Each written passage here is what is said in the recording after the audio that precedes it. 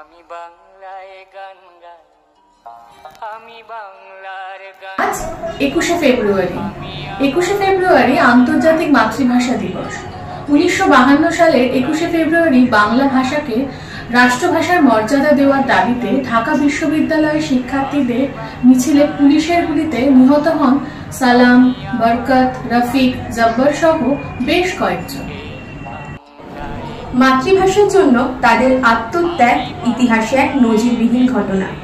তখন থেকেই এই দিনটি শহীদ দিবস হিসাবে পালিত হয়ে আসছে।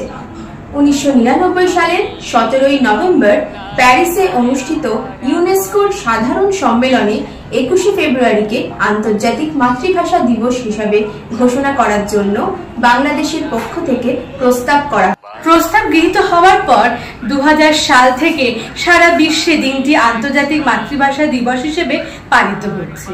21শে ফেব্রুয়ারি এভাবেই আন্তর্জাতিক মাতৃভাষা দিবস হিসেবে ঘোষণার মধ্যে দিয়ে ভাষা আন্দোলনের আন্তর্জাতিক স্বীকৃতি মেলে। বাংলাদেশ ও পশ্চিমবঙ্গ সহ সমস্ত বাংলাভাষী মানুষের কাছে এই দিনটি একটি বিশেষ দিন। মোদের গৌরব, মোদের আশা, আমরি বাংলা ভাষা, তোমার কোলে তোমার বলে কতই শান্তি ভালোবাসা।